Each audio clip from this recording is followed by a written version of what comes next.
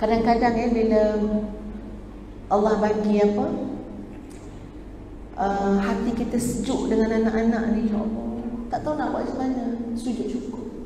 Rabbi auzi'ni an ashkura ni'mataka allati an'amta 'alayya. Membesarkan anak-anak dan membela keluarga ni bukan benda yang mudah, tuan-tuan sekalian. Setuju tak? Kalau ada yang Allah mudahkan, maka bersyukurlah banyak-banyak. Bersyukurlah. Ada orang Allah mudahkan, mudah, tak ada apa dia cakap.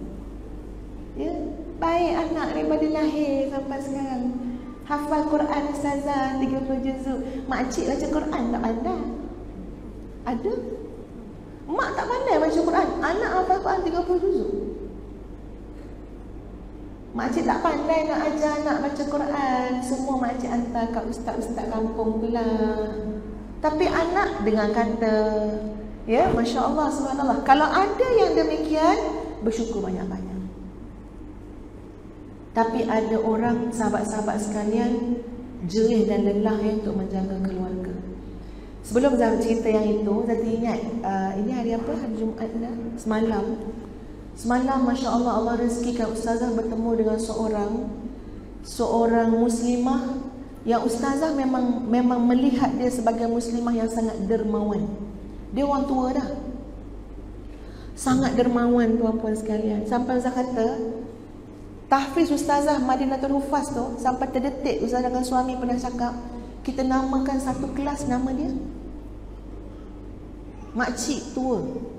Sampai kami kata, bang, kita namakanlah dewan di mana-mana, letak nama dia lah. Daripada tanah tak ada bangunan, dia punya infak, tuan-puan. Jadi semalam datang lagi dia jumpa Ustazah lepas kuliah. Ustazah, nak lagi tak? Perlu duit lagi tak? Perlu lagi tak? Kata, ya Allah, rasa nak kata dah lah tu, bobo lah. Rasa nak kata banyak sangat. Ada lagi tak? Perlu lagi tak? Nanti makcik cari lagi, makcik cari lagi, makcik cari lagi. Sampai akhirnya dia bercerita, tuan-tuan, cerita mak mertua dia. Ya, dia kata dia mimpi satu malam nampak mak mertua dia. Mimpi bukan hujah, tapi kita boleh ambil pengajaran. Nampak mak mertua dia dengan persalinan hijau yang cantik di atas sofa putih yang sangat besar. Nampak mak mertua tu tengah rehat, sandar rehat. Ya, tengah nampak macam senang sangatlah. Dan kemudian terdengar macam suara orang baca Quran, sama macam mak mertua ni baca Quran masa dia hidup. Yang ini dia dah jaga dengar daripada satu bilik. Ini cerita dia, tuan-puan ni, sebab baru semalam cerita ni. Ustaz tidak menokok tambah dan masih ingat dari cerita. Sampai dia kejutkan suami dia. Dia kata, jom dengar kat bilik tu, saya dengar betul-betul suara mak baca Quran sama macam cara mak dan juga surah yang mak suka baca. Tapi bila sampai tu, suara tu dah tak ada. Ustazah masa dengar tu kat situ masih okey lagi, tuan-puan. Yalah, itu boleh jadi pendengaran, ya, ataupun rindu ke, wallahu alam. Kita boleh takwil macam-macam. Tapi kemudian Ustaz bertanya, macam mana dia meninggal? Dia kata, Ustazah, mak mertua saya, subhanallah, hari dia meninggal malam tu, dia kata, mak nak duduk sorang-sorang dalam bilik, jangan ada anak cucu datang kacau. Dia sihat, umur 70 lebih. Jadi esok paginya tu, tuan-puan sekalian, saya pun tak pasti sebelum subuh ke selepas subuh, nampak mak mertua tu sujud, kain dia tu macam dah nak tertarik ke belakang. Kain, kan kain semayang kan, kain solat tu macam nak tertarik. Jadi dia ni sampai terfikir nak pergi betulkan dah kain tu. Sebab kain tu menyebabkan nampak dia punya kain dalam. Ya kan, kita kalau sujud kadang kain tu tertarik kan. Jadi nak betulkan lah. Bila nak betulkan tu, terasa macam tubuh tu dah keras.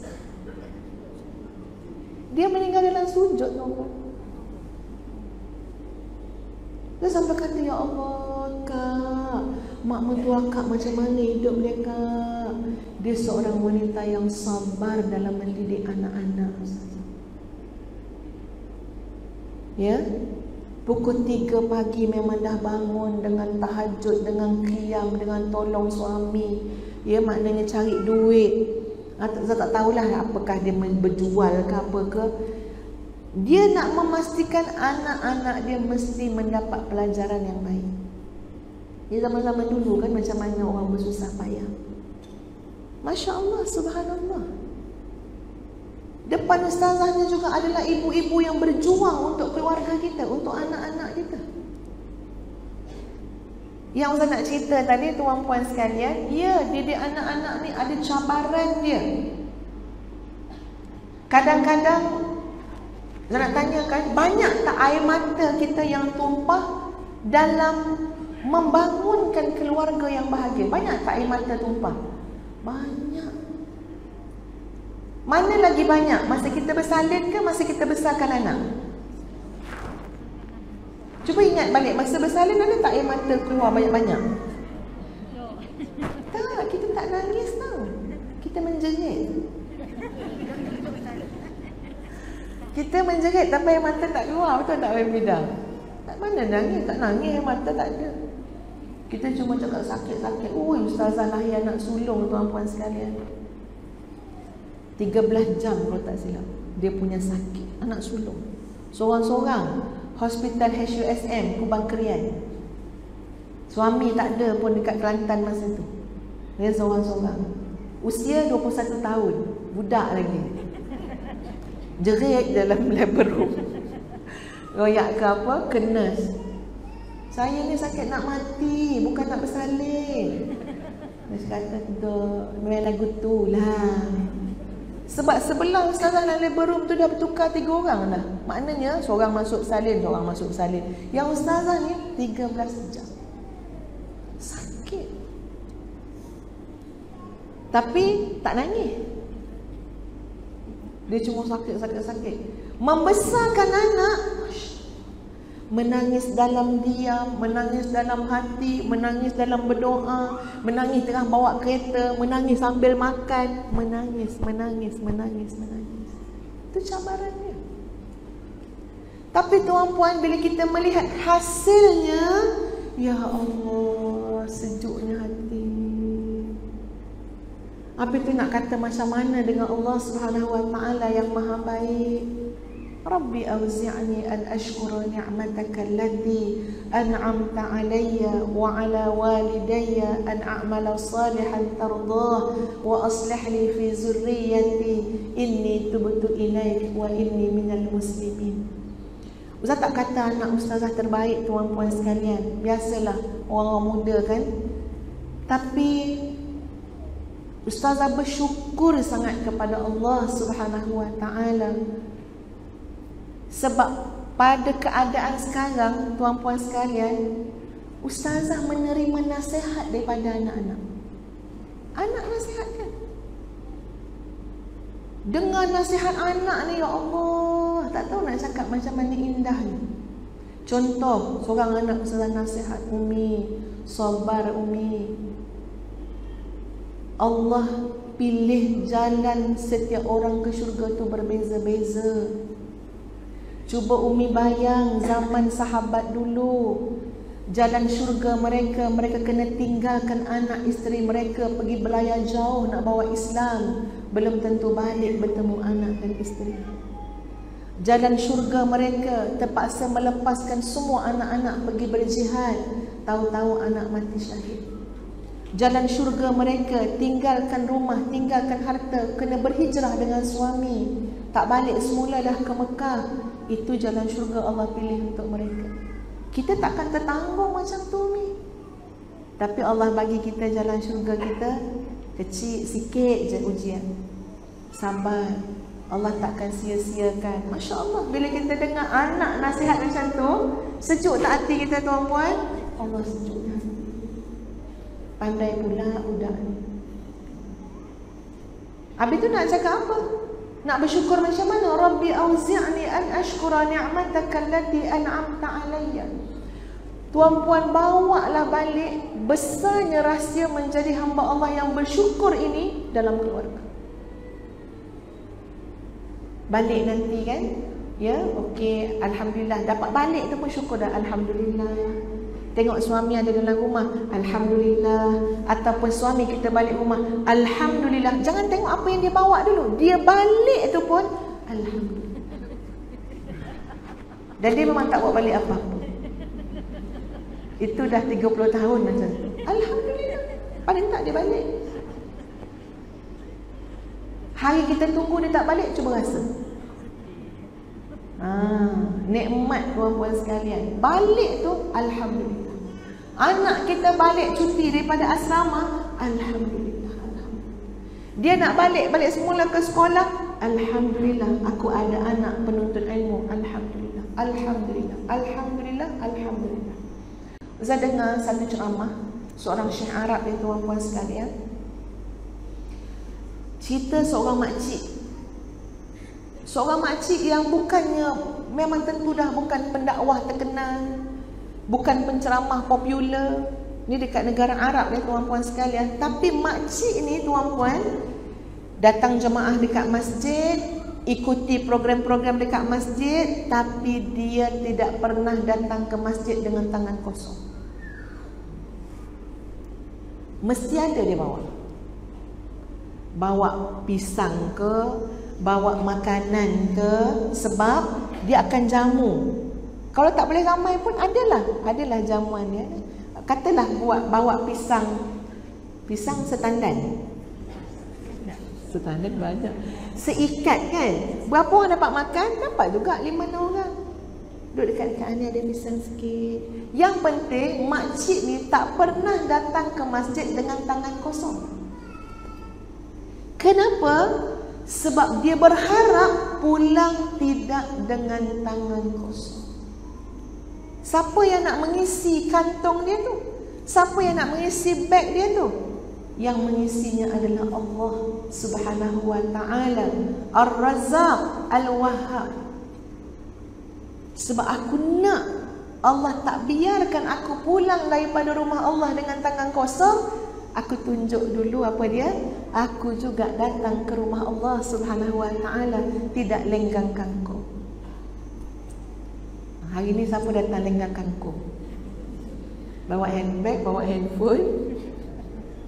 Kita tak terfikir kan? Bisa tak terfikir? Dengar-dengar ceramah tu lah jadi nasihat kat dia.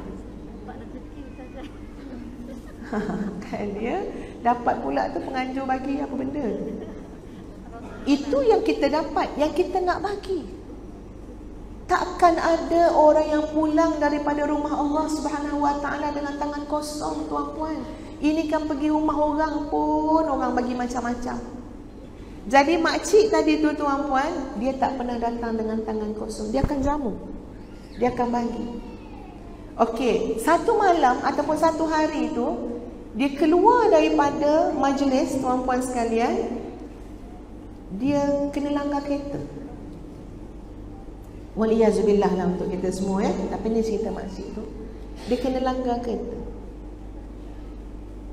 Kata orang yang menolong dia tu nak buat pergi hospital tu, dan disambung pula oleh orang yang tunggu kat hospital tu, makcik ni tidak ada hentinya mengucapkan La ilaha illallah alhamdulillah, La ilaha illallah alhamdulillah, La ilaha illallah alhamdulillah, sampai mati.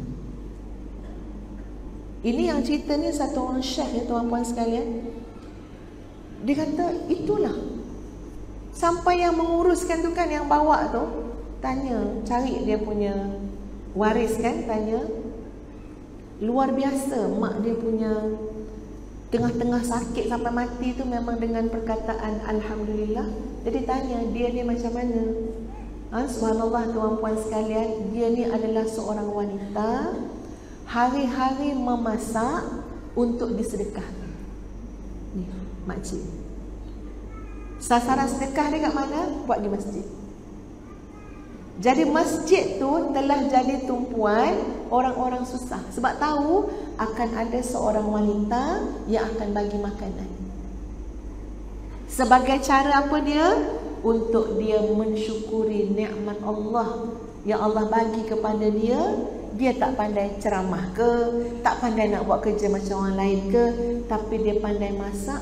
Ada duit sikit, dia masak bagi makan orang hari-hari. Dia wanita yang jaga ibadah malam. Dia wanita yang tak simpan duit semata-mata untuk diri sendiri. Bahkan kata anak dia, last kali sebelum dia meninggal dunia tu, dia ada infakkan ataupun dermakan gelang dia, sebab dia dah tak ada apa dah nak bagi pada ada orang susah yang datang. Dia nak minta sesuatu daripada dia. Masya Allah, subhanallah, tuan-puan sekalian, tengok macam mana manusia bersyukur pada Allah Subhanahu Wa Taala. Dengan rasa syukur itulah dia kembali kepada pencipta. Balik, ambil betul-betul muslimin muslimat sekalian, jiwa kita mesti jiwa yang bersyukur dengan Allah Subhanahu Wa Taala atas sekalian nikmat yang Allah berikan kepada kita. Nak bersyukur ni tuan-puan, jangan bandingkan diri kita dengan orang yang lebih dalam perihal dunia. Dalam perihal akhirat, pandang orang lebih-lebih, orang yang lebih tinggi. Tapi dunia, tengok orang susah. Kita akan dapat bersyukur kepada Allah Subhanahu Wa Taala.